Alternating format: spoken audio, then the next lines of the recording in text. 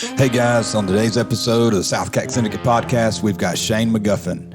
We're going to talk Optavise, insurance, but more importantly, we're going to get into the importance of parents and work ethic. Stay tuned. Hey, this is Liz, and you're listening to the SouthCack Syndicate Podcast. Good morning. Welcome to the SouthCack Syndicate Podcast. Kyle Voss in the house. Jared here. We got a special guest. We always have a special guest. Yeah, Mr. Shane McGuffin. Hey. Where's the flat button? I still haven't done that. Yeah. Crowd goes crazy. So it's going to be a good one. We actually kind of opened up, we picked his brain just a little bit. I've known Shane, at least 16 I was years? going to say 15 years at least. Yeah, Yep. because our kids, we actually met, long story, through the medical, whatever, and I met him unofficially and then came back around, Yep. Oh, cool. you know. It So was- I ran into him in business, and then Yep. 2 years later, we actually met and was as friends. Yeah, I've Absolutely. known Shane. Gosh, Shane, how long have we known each other? A couple minutes. 30, half hour or so? I feel like I've known you forever. I know. It's really cool. So today we're going to talk Optivision is the Optavise, not Optivision. Optavise is the company Shane works for. Optivision.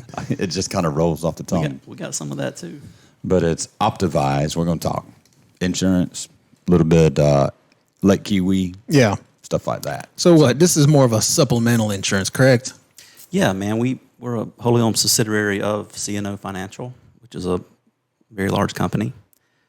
They own Bankers Life and Casualty, Okay. Washington National, Colonial Penn. You've probably seen those commercials on television. Oh yeah. Not a small outfit. Not a small outfit. So Now, was that a recent purchase?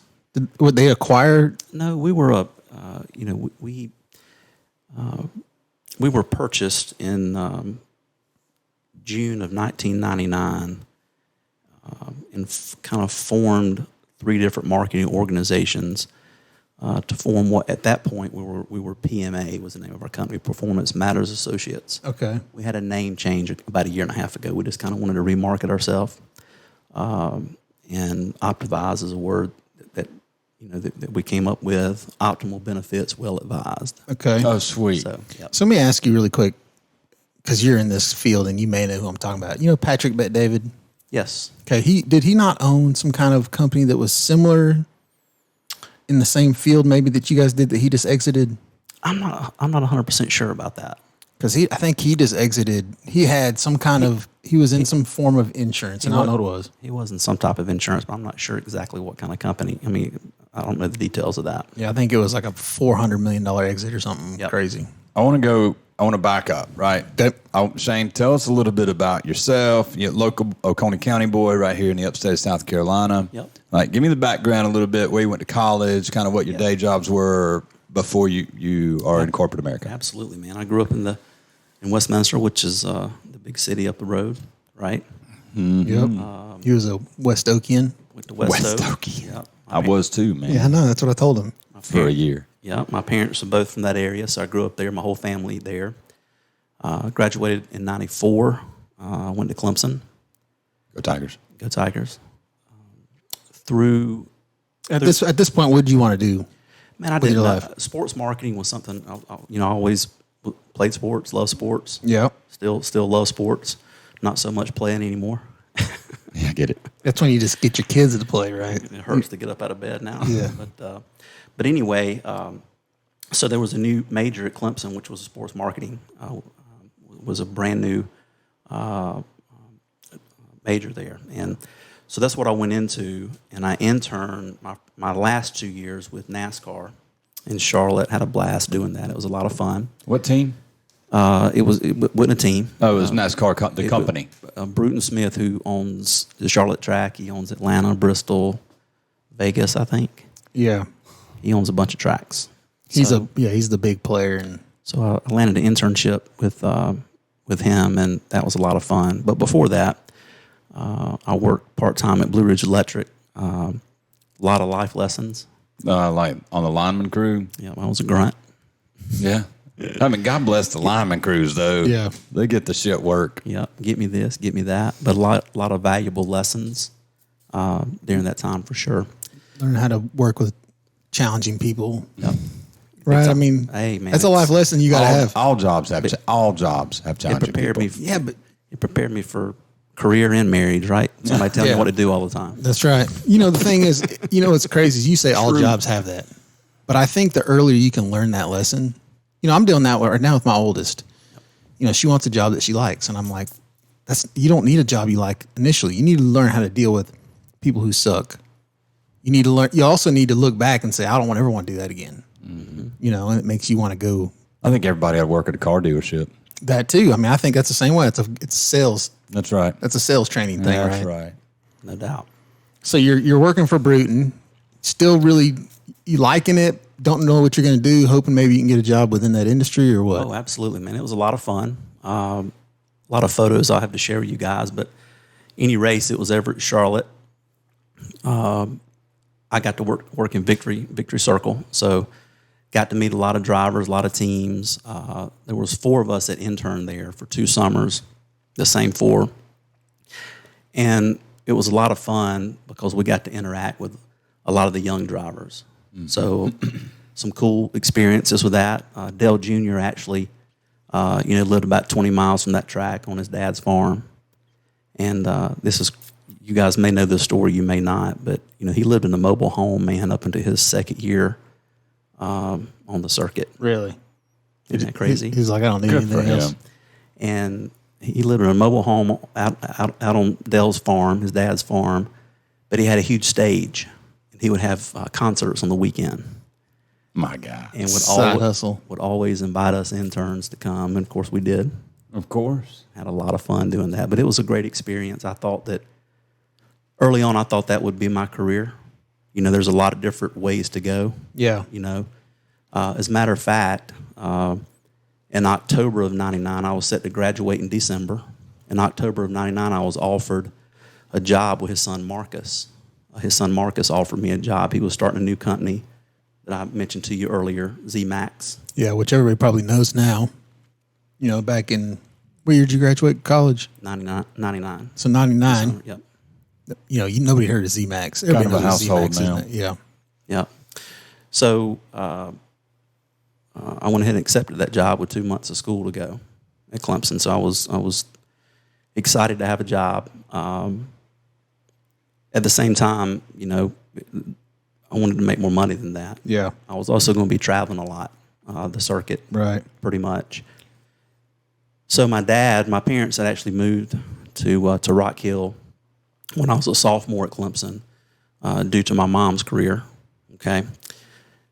And when I talked with them about this position, they were not thrilled that I was going to be gone all the time and very close with my parents.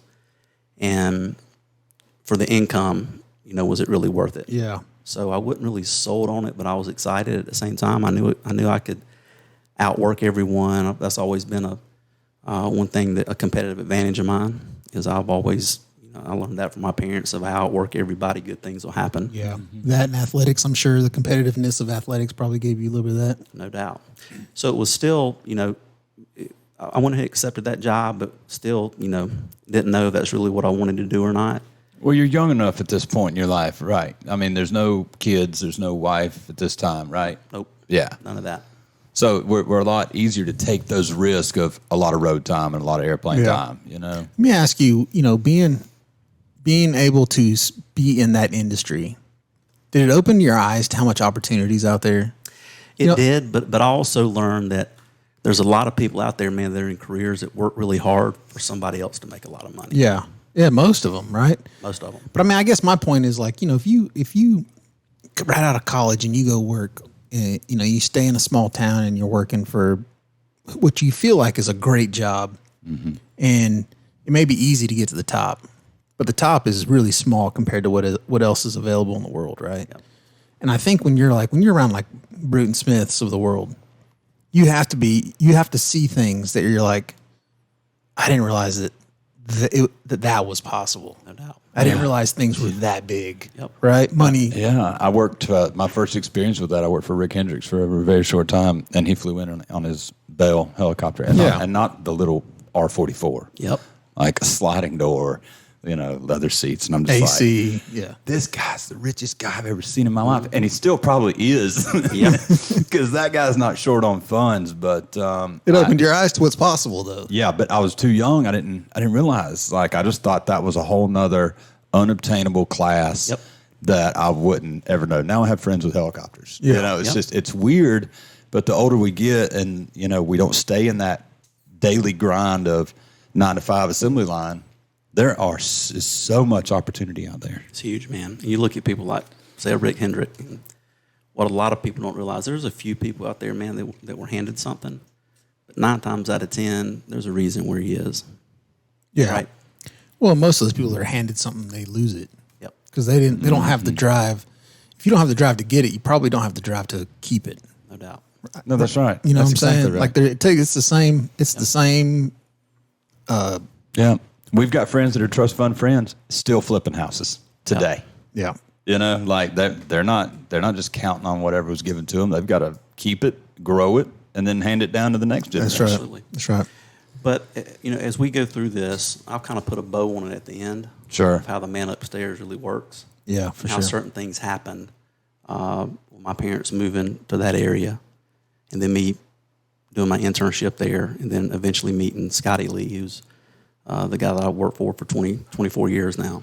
Well, I think we're about to that point, right? Yep. So you're working for ZMAX at this time, right? Yep. And then how long was that tenure? Well, keep in mind, so I accepted that job in October. Okay, now I interned with them for 2 years. Okay, when I was not in school during any kind of break, through the summers, I would be working there and staying with my parents, right, when school was not in at Clemson. And they were very good about working with me in my school schedule. So that was cool. Learned a lot. And it was not a paid internship. So it was, I did that for You probably free. got some food and some stay or whatever. But And some cool stuff like hanging out with Dale Jr. And yeah, those- concerts at his house. The perks. Yep. The little perks, you know. Elliot Sadler, you guys remember that? Oh, yeah. Very cool guy, man. We're about the same age, and he's a Virginia boy. Cool. And really hit it off with him. He was a really cool guy. Still keep in touch with these guys? Nah, man. Life gets in the way, doesn't it? Never was real close to them. I mean, they were very kind to us because we were young and You bet. interns, and Means a lot back in those days, looking back on it now, though. oh yeah, I've got some cool pictures though I share with. About when you actually had to take a real picture. Yeah, you had to have it developed. I had a stack of pictures at the house the other day showing somebody. I went, just look. Yeah. And I'm Yeah. trying to zoom in on the picture. Yeah. And it What's doesn't work. funny is Heather was telling me the other day that she remembers her mom taking pictures of like chicken pox when she had chicken pox. And I was like, yeah, because she's probably going to send it to the doctor. And she's like, you couldn't send it back then. I was like, Yeah, no way to send it. oh yeah. I was That's like, right. why the hell is she doing that then? I pulled those pictures out to show my boys and thinking they would be like, first, who's Dale Jr.? Yeah. Really? Seriously? He's still relevant today, Yeah. though. He's racing in Bristol. And then you were kind of chubby. That's all I got from showing the pictures. I'm like, I get you guys. Went right over their heads of how important those No respect. snapshots in time were. No respect. Exactly right. No respect. No respect. Shout out to Luke because he said he was going to listen to this. So. There you go. Yep. But anyway, so accepted that job in October and still had 2 months before I graduated, right? I was going to start that full-time, going to start that job in January, okay?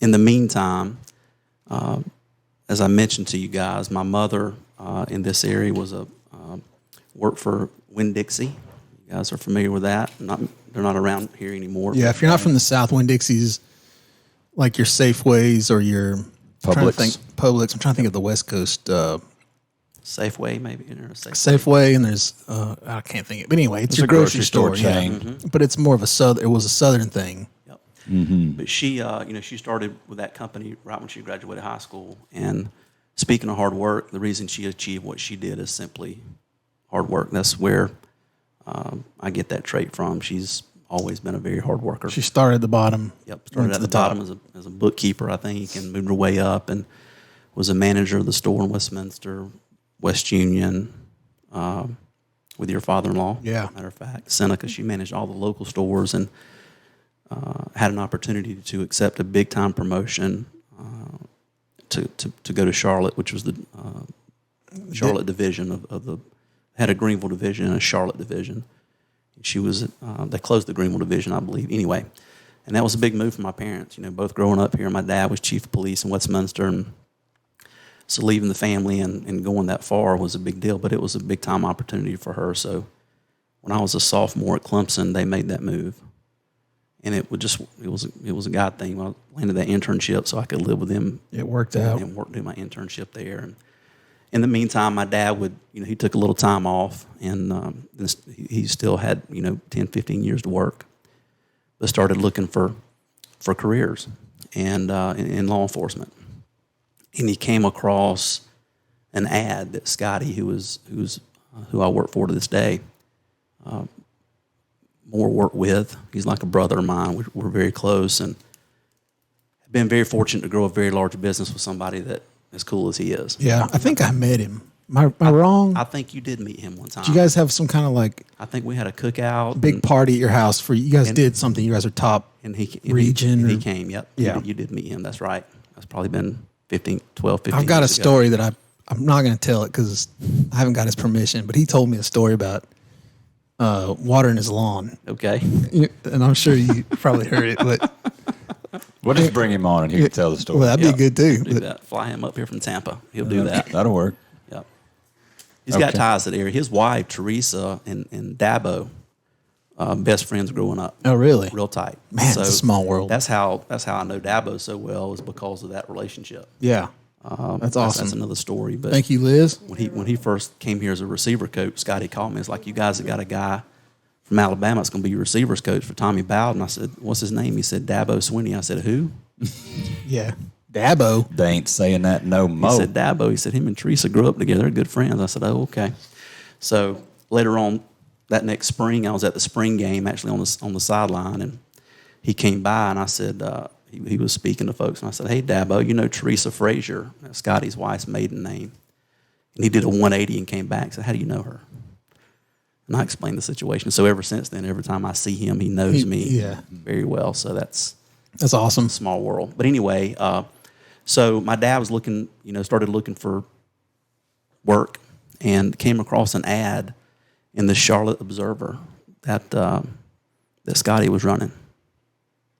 For security? No. For just needing for PMA, which used to be the name of our company before we changed it to Optimize. So he was in Florida at this time, running ads in Charlotte area. He was the president of the company, so we had sales teams all over, mainly in the Southeast. Okay.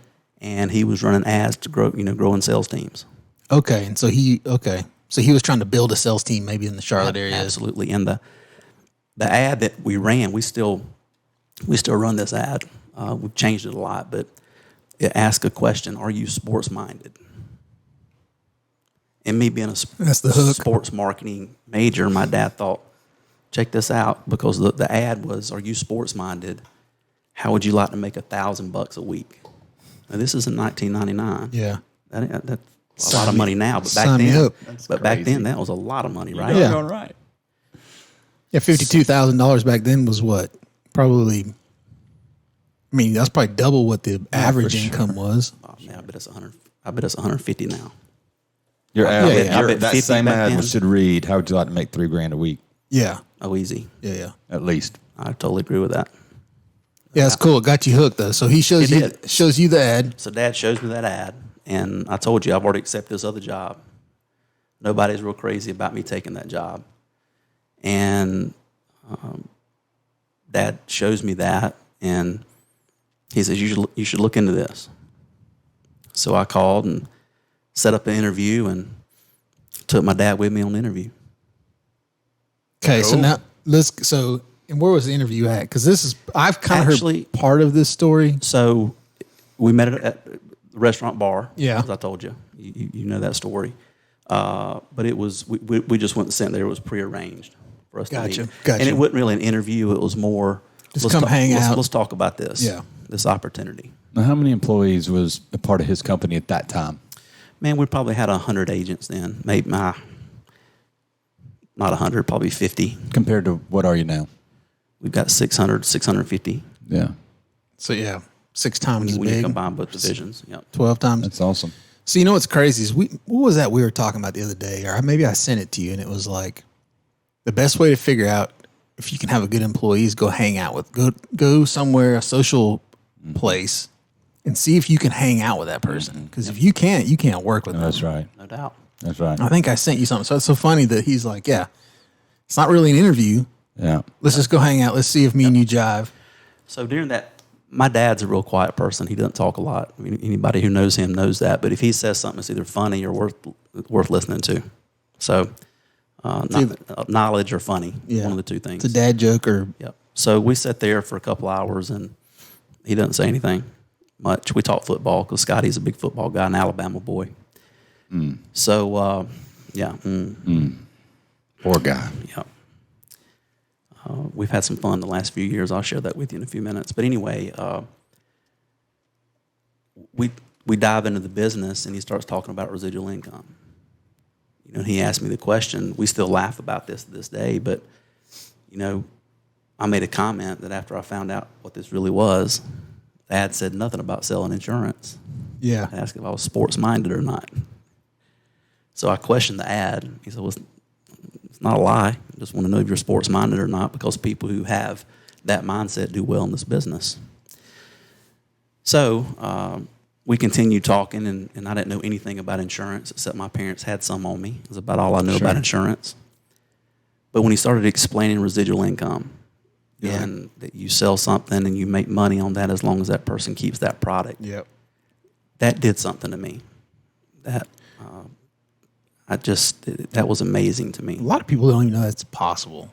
So for that instance, explain to people, define residual income in your industry. I'll do that. So the type of products that we sell, we don't sell major medical or property and casualty. We sell supplemental insurance. Okay, so for example, we sell life insurance, disability insurance, mainly at the workplace, cancer policies, heart and stroke, those kinds of policies. So I want to point that out, but residuals pay on any type of insurance. And this is how that works. Let's say someone buys an insurance product and it's $50 a paycheck. So it's pay or deduct out of their paycheck, $50 a paycheck, whatever product is, doesn't matter. All right, so the person who sells that policy, they make a commission off that sale. Yeah. Okay? And usually an insurance company will go ahead and advance an agent that first year premium.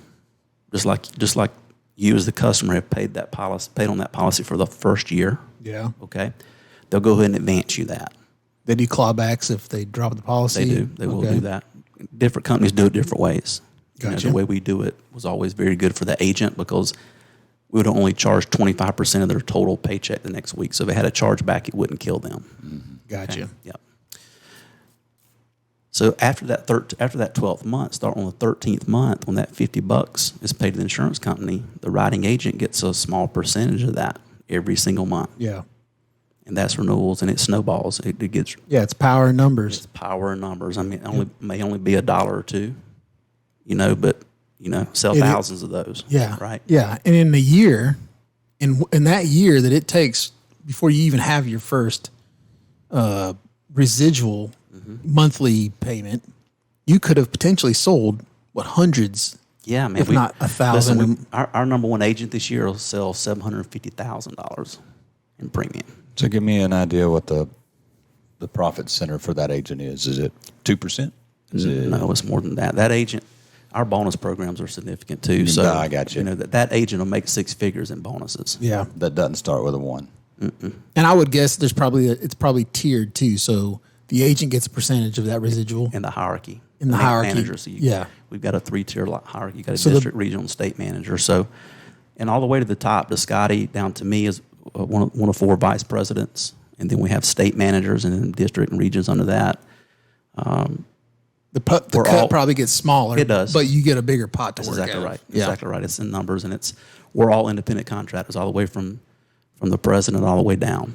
The day that we are not, the day that we would be forced to be employees is the day that we go do it somewhere else. Yeah. Great. Let's talk about that for a minute, because I love independent contractors. I love subcontractors. I love 1099s, employees. It's tough. So tell me, did Scotty make this decision early on? Did somebody above him make this decision early on? There was another guy by the name of Chris Weaver who And why? Was the president and CEO of our company, and he kept that. He wanted to keep it that way because of he was a big believer in the entrepreneur. That you grow this business, it's your business within our business. Yeah. And he was a big proponent of that. And that was passed down to Scotty through myself. And,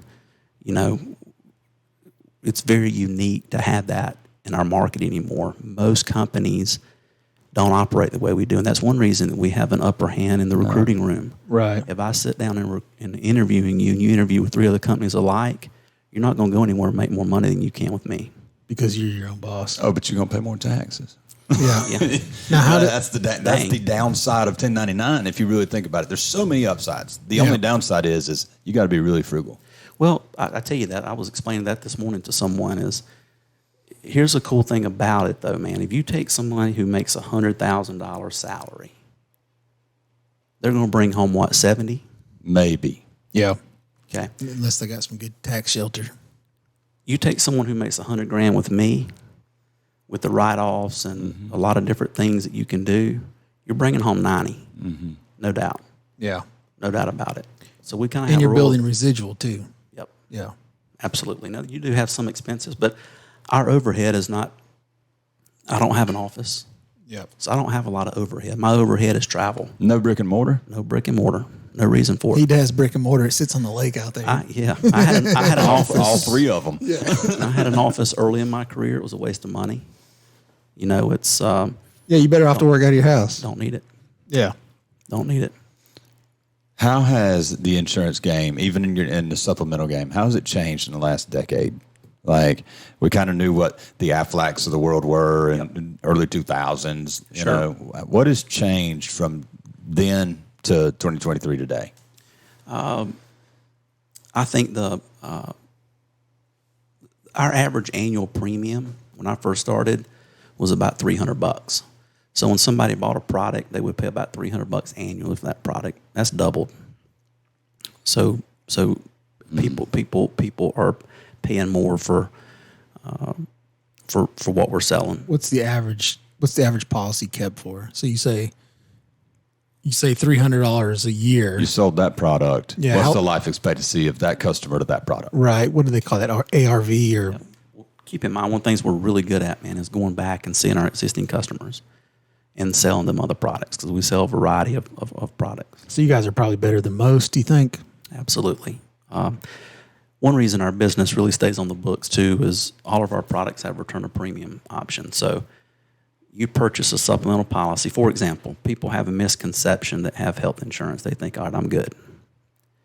But when something catastrophic happens, cancer, heart disease, medical insurance doesn't pay the house note, car note. Yeah. Just pays the doctor bills. Yep, doctor bills. And doesn't pay all those.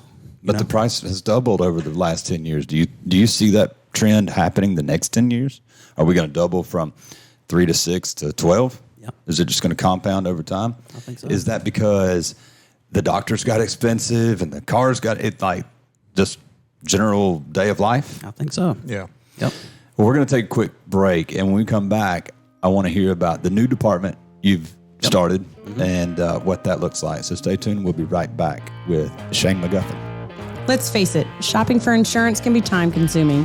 When it comes to your auto and home insurance needs, make things simple and trust your Allstate experts.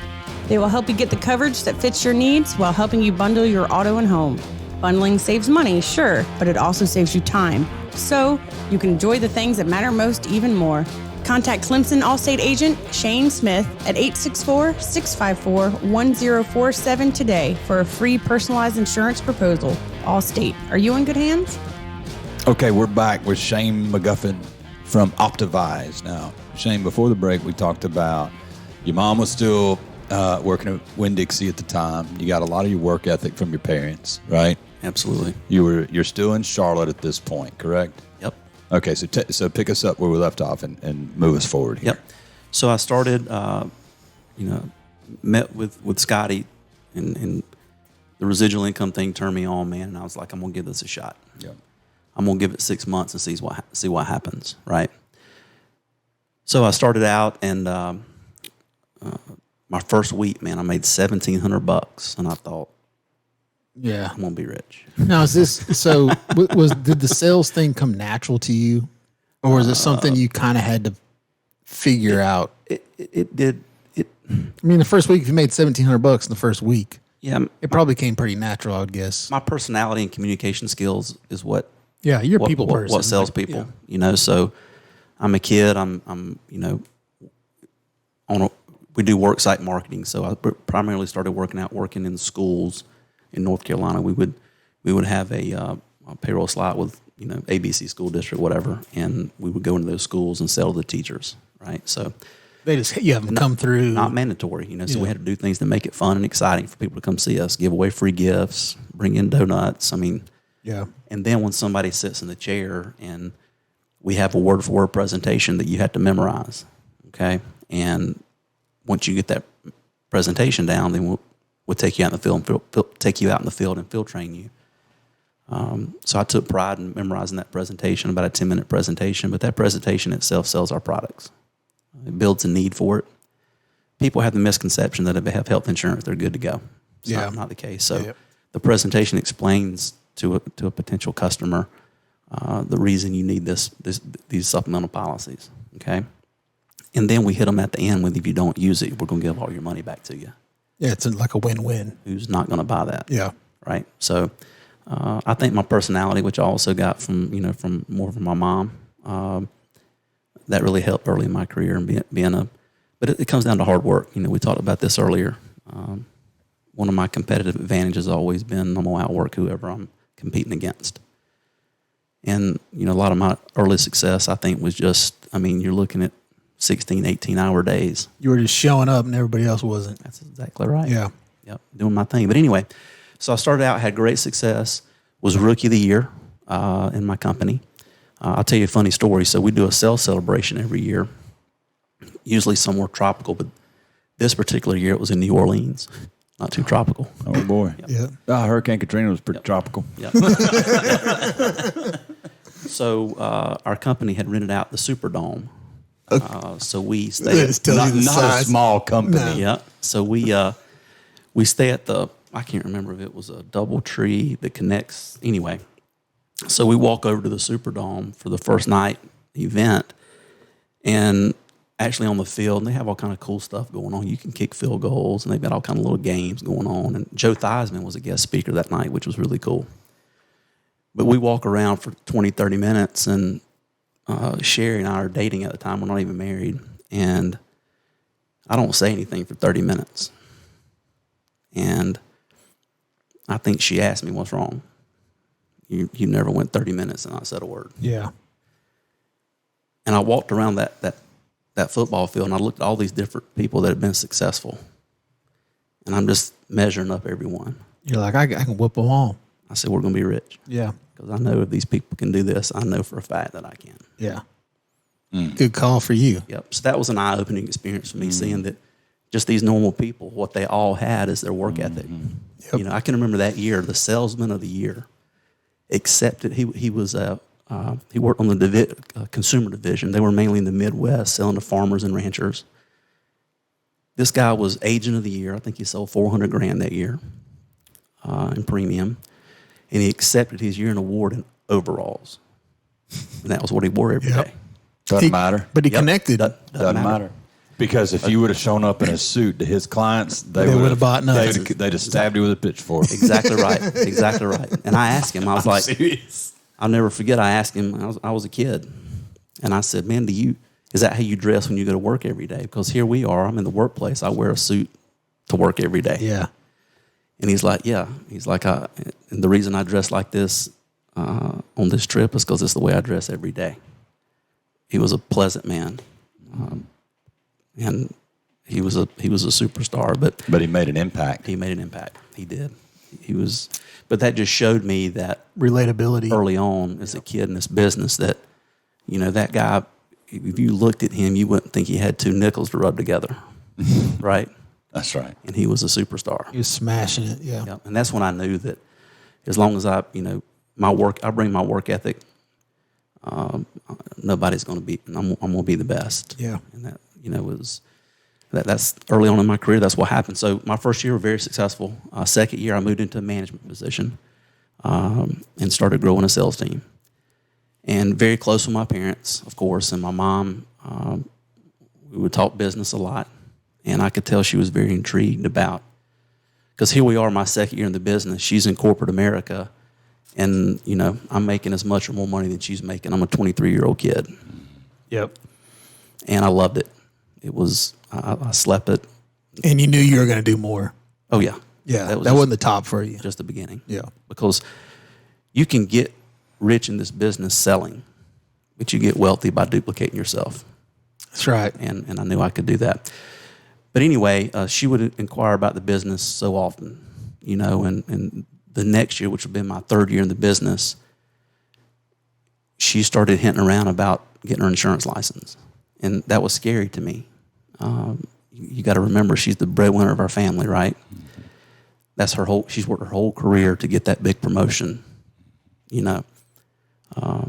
But I also knew that if she did what I did, that she'd be the best to ever do it. Yeah. Just because of her personality. You got it honest. Yep. Yeah. So long story short, she came home one day, one Friday, and let me know that she was leaving her career and getting her insurance license. It didn't matter what you said. She'd already had her mind made up. She just didn't tell you the whole story. Like moms often do, right? Absolutely. So I said, well, let's go. So sure enough, she was agent of the year her very first year in the business, which was no surprise. No surprise. Moved into management, and 7 of the next 9 years, she was one of our managers of the year. Just did phenomenal in the business. Helped me build really from the ground up. We built a phenomenal organization. To have in our business, to really have a good team, you've got to build a real successful core of folks. Yeah. So I started with her, right? Scotty at this point is going, man, we need to find some more of these McGuffins. No doubt about it. He's like, Start having kids, man. He'll be the first to tell you that. So, and then a year later, you tell me the man upstairs doesn't know, doesn't help you out. So a year later, Winn-Dixie files Chapter 11 bankruptcy, closes every store outside of Florida, I think, maybe Texas too. Yeah, but she took that leap for a reason. Now, her being a female in corporate America, they would have moved her to Florida, so she'd have been fine.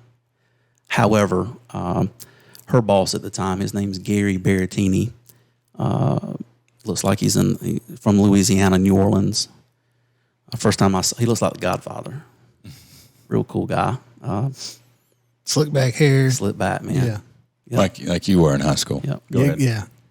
But You're slick. so him and my mom remained good friends, and he inquired about. Of course, she would keep him up to speed on her new career and how much she loved it. She wished she'd have been doing it since she was 25 years old. And so the only way I knew Gary up until this point is when I was a kid, he'd get me concert tickets because he was a big wig at Winn-Dixie. And, me and his son, Nick, who I'll get to in a minute, first time we met, I think I was 18. He was 14, maybe 13. We went to a Van Halen concert in Charlotte. So back then, all these executives would get these tickets to all this stuff, right? So that's how I knew Gary at the time and was intimidated by him because of what he looked like and his position. It was always yes, sir, when I saw him. So fast forward, I'm 23 years old. I've built my first house. I'm living in Rock Hill. And he inquires about what we're doing. So I tell Mom, tell him I'll interview him. So he comes to my home office, and I'm sitting in my home office, and I'm interviewing this guy. Still nervous. Who's had all kind of success in corporate America. And I just tell him the story of, my first 3 years in this business. And, of course, Mom's story. So long story short, Gary comes on board. A couple other people from Winn-Dixie came on board as well. So here I am, a 23, 24-year-old kid with an executive team managing this business with me. Guys got experience. Yep. Ladies and guys, I guess. I mean, you got both, right? Man, your boss is probably just going. Oh, there's no doubt. What had the no hell? idea what that conversation was going to lead up to the first time y'all met. Excuse me. No doubt. But so, one thing that both of them brought was the work ethic. Being in retail, even though with Winn-Dixie, man, even though you were way up the totem pole, you know, holidays you had to be in a store. I remember Nick saying, man, I can remember I never spent a Thanksgiving with Dad. Yeah. Well, I remember a lot of those managers would be stocking the shelves if they had to. Yeah. Because, you know, they had high school students that wouldn't show up. Absolutely. And the company was kind of built that way too. You know, they really required their managers to be there all the time. Yep. So anyway, you know, we start building that organization, growing leaps and bounds. And then a couple years later, Gary had a son named Nick, who I mentioned a minute ago, who really became my right-hand guy later on after my mom and stepped down. But Nick, you know, he was in a band, had dropped out of school, but had a great personality. And Gary knew that if he could get his stuff together, that he could be very good in this business. So I interviewed Nick, and we brought him on. I think he might have been 19, 20 years old when he came on board, and was a great salesperson, got him into management. And so down the road 2 or 3 years, you know, I've got my mom, I've got Gary, I've got Nick, I've got a guy named Mike, you know, just a great dynamic management team. And we start growing this thing, and we get to 100 agents. You are whooping ass. Whooping ass, man. Yep. And we're gaining more territory because we're doing good. So we're picking up more states that we're being allowed to build teams in. And we built a dynamic organization together. Really That's did. awesome. Yep. That is crazy good. Gary is still with me, but I look for him to probably step down at the end of this year. My mom, about 7 years ago, I made her chill out and help with the kids and stop working. Yeah. You know, and that's the thing that's great about the business. You know, she hadn't worked in 7 years and still gets a paycheck. That's so That's crazy. that residual income we were talking about in your industry, and not a lot of industries do that. If you sell a car, you're going to get a bonus. You're going to get a paycheck, and then you're going to get a bonus at the end of the month if you're a top performer. But you don't make money off that Honda Accord you sold That's right. to one customer after the sale. You know, we talked. Your industry is totally different. Right. Even the real estate industry is I wish I would have learned that at your age. You know, because I think, and me and even Brad Price, when he was on here, you know, I was like, dude, if you could dig a ditch for somebody and you didn't charge them that much up front, but you got to collect on all the money that went through that ditch over the years. Yep. He's like, dude, that'd be a great deal. And I'm like, that's the kind of businesses I look for now. That's exactly right. Because I see the power. I didn't even know it existed. You know, when I was young, I always wanted to do my own thing, but I was like trading time for money. Sure. No doubt. You know, you'd spend X amount of time, make something, you'd sell it. Yep. But they helped me grow this thing, man. They're my core, and they're the people who helped. Last month, man, we went over my whole career. My organization has sold $160 million worth of insurance. That's crazy. In a year? No. My career. Because of your career. Okay. 160 million. That's massive. That's not a small number. No. Yep.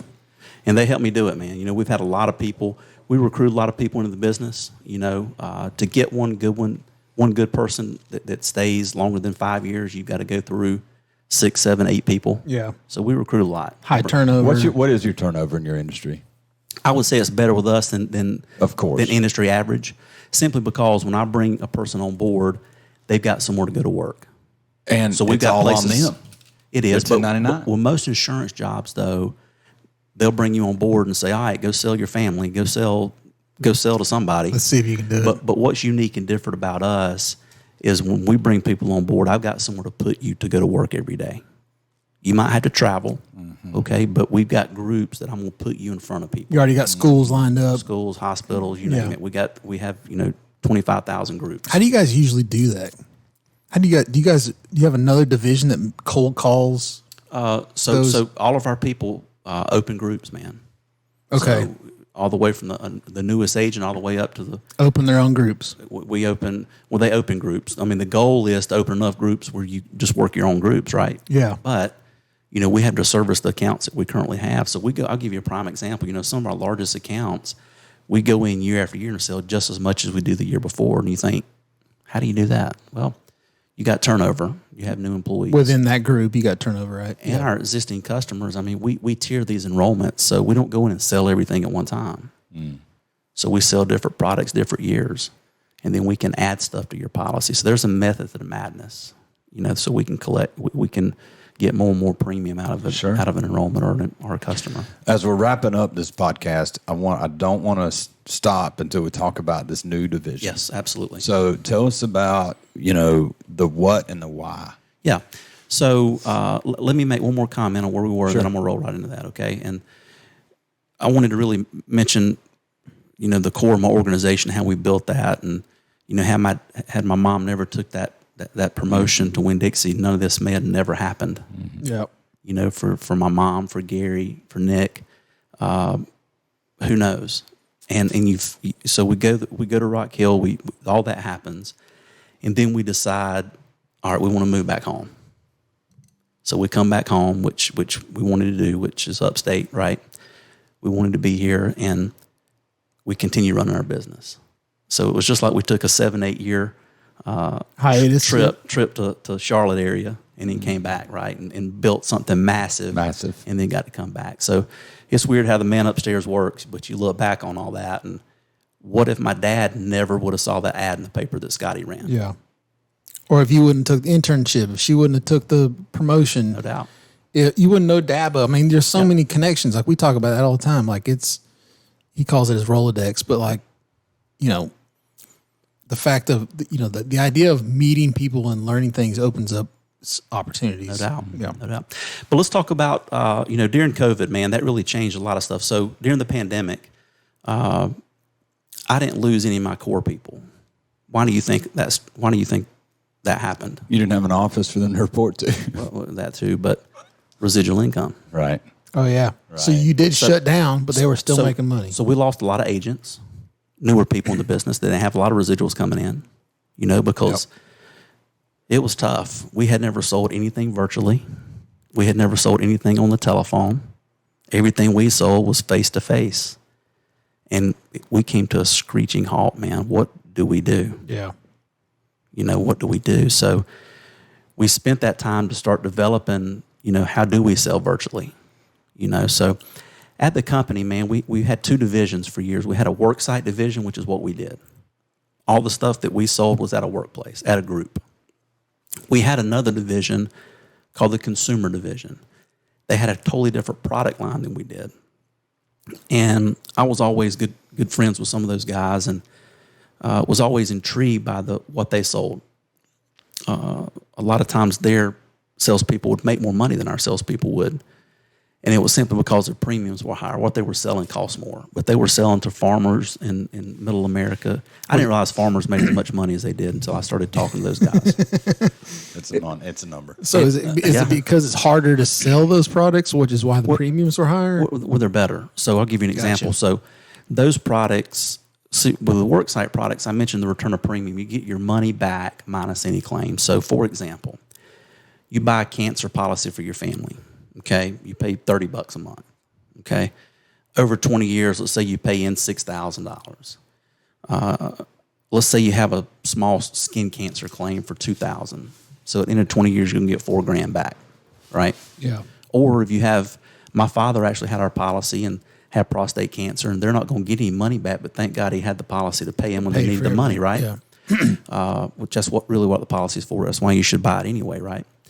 But with the products that those guys sold, you get your money back regardless of claim. So you could have a $100,000 claim. You still are guaranteed to get every dime of your premium back in 20 years. Whether you use it or not. Whether you use it or not. Now, is this still through Optavise, or Yes. is this a subsidiary you'd set up? Nope, it's through Optavise. Okay. The insurance company that underwrites our products is Washington National, who is owned by CNO. So Washington National underwrites all these products, worksite and direct. Gotcha. Okay? Gotcha. So for years, man, I was never allowed to sell those direct products because that was a different division, okay?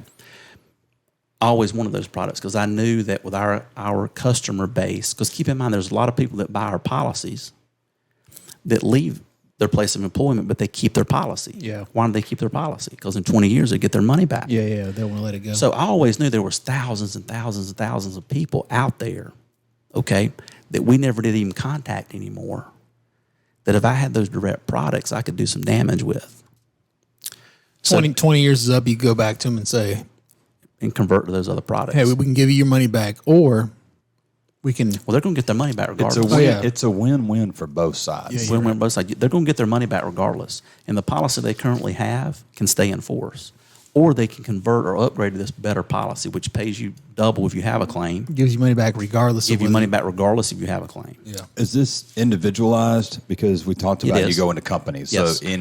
So these individual products are they're based on age as far as price. But So they're I could age-banded. call you and say, Absolutely. Okay.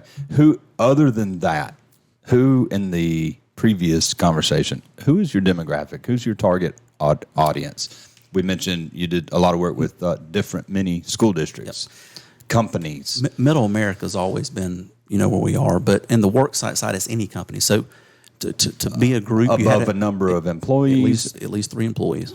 Okay. 3. So that's anybody. 3. Yeah. Pretty much. 3 employees, 3 policies actually. It can be 2 employees as long as they take out 3 policies. Okay. And you can get a group number. And Cool. so, yep. So a couple ending questions here. There's a little bit of get to know Mr. McGuffin. What'd you listen to on your way here? I had a little Luke Combs playing.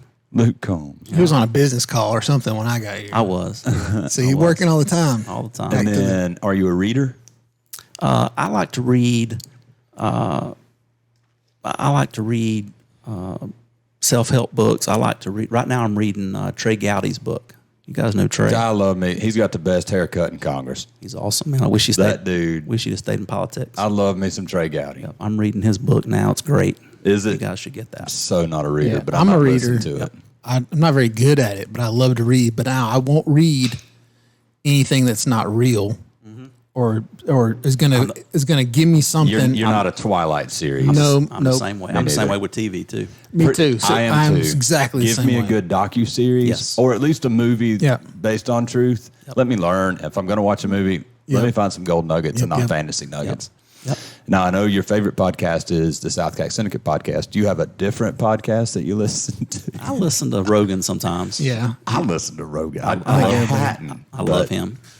yeah, he's good. He's The only difference between Kyle and I and Rogan is we don't smoke pot. Yep.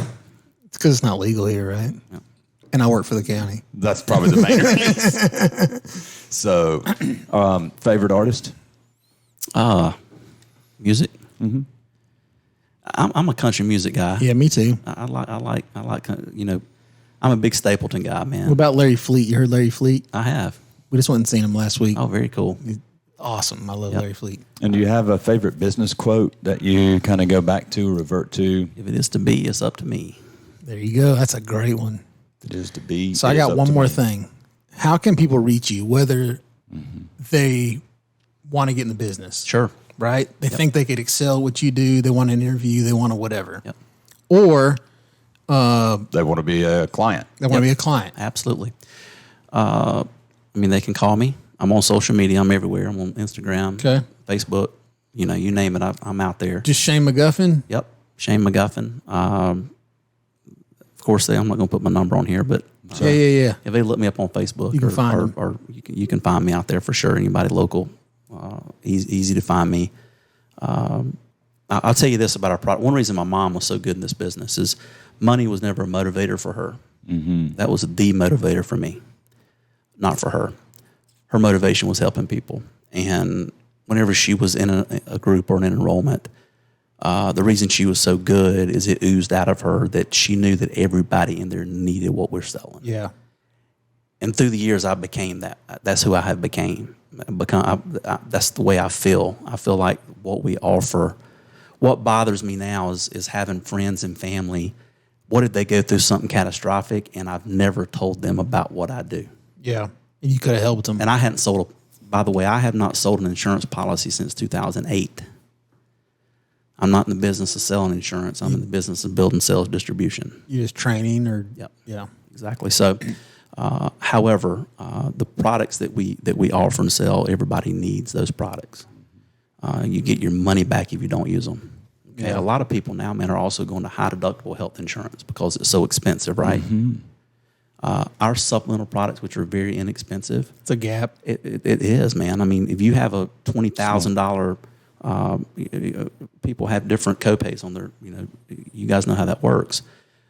But if you have a cancer policy and were to get cancer, I mean, that policy pays you direct cash. Yeah, and it's a set amount too, right? Yeah, and guess what? If you don't use it, guess what happens? You get all your money back. Yeah. So anybody looking for a career to if money is a motivator, if helping people is a motivator, there's no better business out there than what we do. Yeah, you get the best of both worlds, right? You're helping people and you're making money. Absolutely. It's fun, man. I love it. As you guys can tell, I'm passionate about what we do. You are. What I love most about our business, besides helping our customers, the most fun about my job is bringing somebody on board who it changes their life. This job changes their life. And I see it every single day with people that come on board with me, and in 5 years, what they accomplish is mind-blowing. Yeah. And that's the coolest thing about what I do. It's awesome. Well, I can't thank you enough from both of us, me and Kyle both, for giving us some of your time today. And there's no doubt you're passionate about what you do in your industry. Where do you see yourself in 10 years? Fishing and playing golf. There you go. I got 3 boys, one who is very passionate about bass fishing. One that's very passionate about golf. Yep, one that's very passionate about golf. And that little one, I don't know about him. And my wife gets mad at me because I'll say, man, I can't wait to retirement. I'm going to go spend a week with Luke. We're going to fish. I'm going to go spend a week with Cole. We're going to play golf and go to the state penitentiary and see crew. I'll tell you a funny story about Cole. That's not going to happen, but anyway. Cole, I met him like one time. Because, when we used to kind of hang out. How old's this kid? They were young. He's middle school now? Mm-hmm. Okay. He's middle school playing, varsity golf, correct? Yeah, he's a varsity high school stud. golf. Yeah, he's a stud. So, I knew these kids when they were little. Hadn't seen them in forever. So, Cole comes to the house one day and hangs out just for a little bit. And he asks Lawton, he's like, he doesn't know me. I don't know him. But he's like, did your dad play golf? He's just looking for somebody to go play golf with. Oh, yeah. I guess an end to you. He probably wears him out as far as the amount of golf he wants to play, and he's just looking for somebody else to, that'll go on the golf course. And of course, every day he loves it. He's That's a passionate about great it. sport. I wish, I tried to get Lawton to be interested in that because for females, there's even more opportunity. Oh, dude, it's huge, man. Yeah. I got a friend of mine who has 3 daughters, and they were involved in all kind of sports. And he told me years ago, he's like, I'm going to get these girls in golf. And you know what? All 3, you know how much he's going to spend on college? The last one is committed now. The other 2, one's finished, one's in college. So 3 daughters, he's going to spend 0 Yeah. Good for him. on college. There's a bunch of free rides that go to waste. I read something the other day that said if you're thinking about partnering with somebody in business, go play golf with them. There you go. Because if they move the ball or they cheat at golf, they will cheat at business. Yeah, Well, I don't have a friend in my circle that I'd partner with, They all including me. Oh, foot wedge. I'm going to be like, Tap, did y'all see that? Just put me down a smiley face. Megan and I play smiley face golf. Like, we don't even keep numbers anymore. Was that a good hole? Smiley face. Yeah. Was it a bad hole? Frowny face. Did we have fun? And how many smiley faces do we have at the end of the game? Like, forget the numbers. Listen, it's been a great episode. Thank you so much, Mr. McGuffin, for being a part of it. And tell everybody one more time if they want to find you, they can just type in Shane McGuffin, find you on Facebook, Insta. Absolutely. Great. Until next time, guys, we'll catch you later. Thank you. See ya.